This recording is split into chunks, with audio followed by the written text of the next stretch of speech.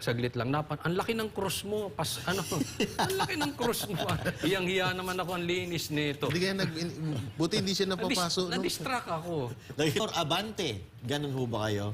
Ang laki-laki ng ano mo, napansin ni Coach Oli kanina, yung cross mo, nakaputi ka pa na na polo, tapos may cross ka.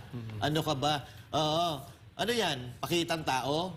Tapos, ang cross mo, ganyan, tapos ang mamahalin yung sasakyan mo. Magkano ba yan? 27 million ba yun? 27 million yung Escalade ba yun yung sasakyan nito? Ipalpal ni Colonel Grijaldo. Kaya ngayon, itong si Dan Fernandez, Congressman Dan Fernandez at si Congressman Abante ay nagbitiw ngayon bilang chairman sa Quad Committee. Ano? Posibleng nautusan to ni Martin para hindi sila makasira doon sa mga maitim nilang planong pag-iimbestiga pa. So, para sa akin mga kababayan, hindi lang siguro pagbaba sa katungkulan ang dapat na ipataw dito sa mga to, dapat to masuspindi. Kasi ang ginagawa nila, porke nasa kanila kapangyarihan at suportado sila ng mga makapangyarihang Diyos sa Pilipinas, ay gagawin na nila yung gusto nilang gawin.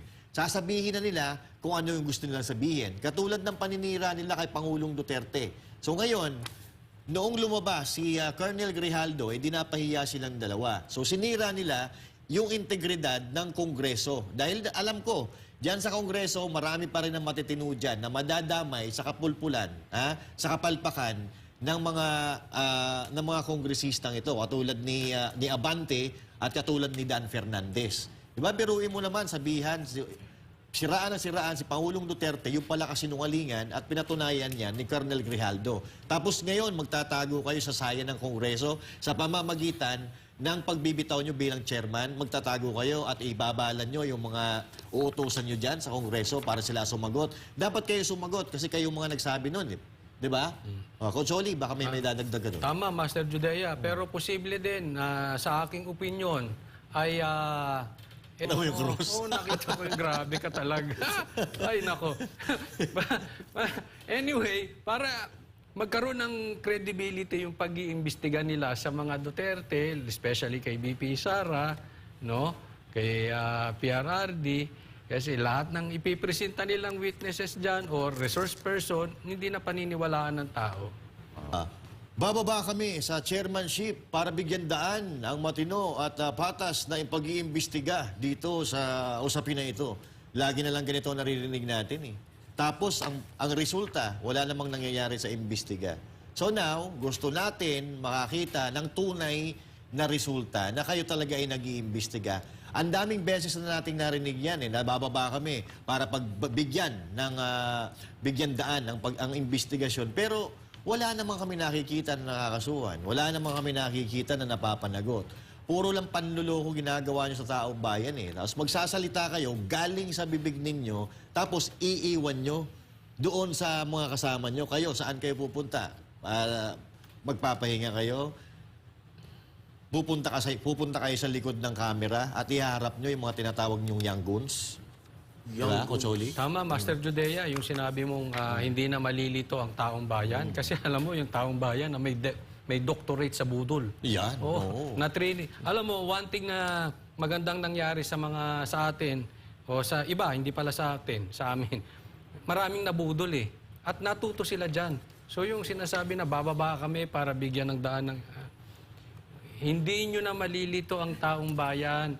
Hindi na sila maniniwala. Maraming hindi na credible yung inyong mga investigasyon na ganyan. In short, tapos na yung budol. Natuto na ang taong bayan, wala na. Kalimutan na natin yung salitang budol. Diga nga, no? Kalimutan na. So wala nang lugar ang salitang budol sa mga Pilipino na nag-iisip. Di ba, Partner Jay? Kahit anong busisi ang gawin nila dyan sa confidential funds ni BP Sara, kahit na anong ebidensya ilabas nila dyan, hindi maniniwala ang taong bayan, ang tingin ng taong bayan sa kanila ipokrito, until busisiin din nila ang confidential funds ni Marcos, ni BBM. At ni Tamba. At ni Tamba. Ng iba pa. Kasi bakit nakafocus kayo dun sa babae? Bakit nakafocus kayo kay BP Sara? Bakit hindi nyo magawa? Kahit na lang si Marcos, ba si BBM, ba't hindi nyo mabusisi? So, hindi makikinig ang taong bayan sa sinasabi nyo, ulitin ko, doon sa ginagawa ninyo. Parang ano yan eh, yung ang lakas mo ng loob mo magsalita ng adik, magpa-drug test, pero ikaw takot magpa-drug test. Di ba? Kaya ako tuwan-tuwa sa ginawa nila Ma'am Lorraine, nila Ka Eric, sa Ipanaw, nagpa-drug test sila. O, di ba? So bago kayo ng confidential funds, busisiin nyo muna yung bossing nyo.